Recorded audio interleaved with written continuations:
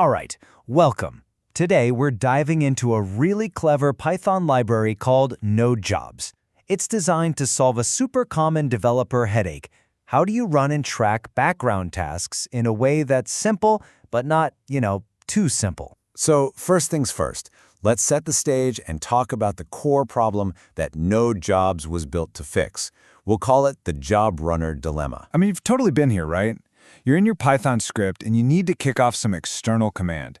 Maybe it's a backup script, a data transfer, or some kind of deployment task. The real question is, how do you actually manage it? And that leads us straight into this common gap. On one hand, you've got your basic scripts using sub-process calls. They're super easy to write, sure, but you get almost nothing back. There's no history, no way to track the status, no structure at all. But then on the other side, you've got these huge, complex task management solutions. They are incredibly powerful, no doubt, but they often feel like total overkill. They're heavy, they usually need a separate daemon process running all the time, and honestly, the setup can be a real pain, especially for simple jobs. This quote from the library's creator just nails that feeling of being stuck right in the middle. You need something more than a bare-bones script, but way, way less than a whole massive framework. And that exact sweet spot, well, that's where nodejobs comes into play. So now that we've got the problem laid out, let's properly introduce the solution. Nodejobs. At its heart, nodejobs is a Python library that lets you run, track, and log all your external commands. But the really crucial part, the thing you have to remember, is that last bit. It does all this without needing a persistent daemon or some background service. That is its secret sauce. Now, to really get it, it's just as important to understand what nodejobs is not. Think of it as a tool for dispatching jobs and then reporting on them. It's not a process manager like systemd or supervisor, so it's not going to automatically restart jobs if they fail. It gives you a simple history of commands, not some rich, annotated database. And this is key. It only updates a job status when you ask it to. It's not some active event dispatcher sending you notifications. It's all about keeping things simple by design. And that simplicity, it is definitely not an accident. It's a core philosophy, which brings us to our next section, really understanding this light and lazy design. This is really the magic behind nodejobs. The whole library is built around this one idea, being light and lazy. What that means is it does the absolute minimum work it has to, and it doesn't leave any processes running in the background. This makes it perfect for places where resources are tight, like on an edge device or something. So how does this lazy update actually work if there's no daemon? Well, it's a really simple three-step process. First, your code invokes a job command, let's say start or status. Second, the library wakes up, checks, and updates the status for all the jobs it's tracking. And then, and this is the key part, it exits completely. No lingering process, no memory footprint, it's just wonderfully efficient. Okay, so we know what it does and why it's designed that way.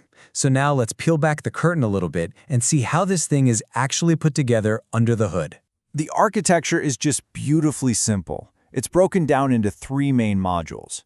You've got jobs.py, which is the main API you'll be interacting with to run, stop, and list your jobs.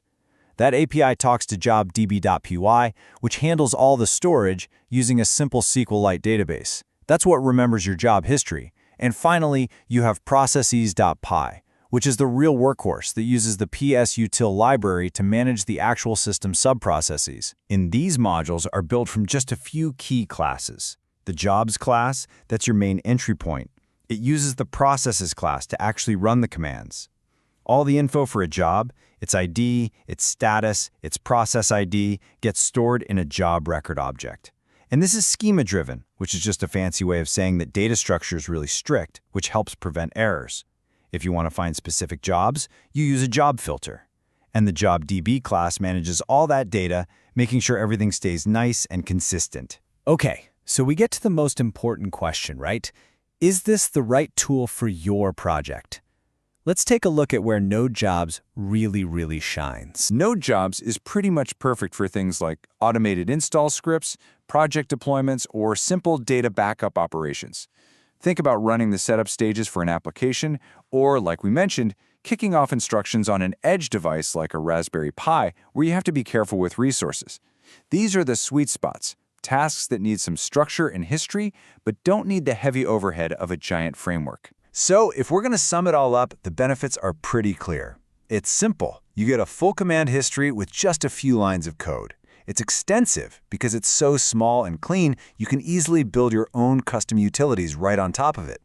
And it's observable. All the logs are just plain text files. So if a job fails, you don't need some special tool to figure out why. You just open the log file and see what happened. Easy. And that really brings us to the end of this explainer. Nodejobs offers this unique, really elegant middle ground between two extremes. It just goes to show that sometimes the smartest approach is a light and lazy one. So the final question I'll leave you with is this. Is it time to embrace a little structured laziness in your next project? Thanks for tuning in.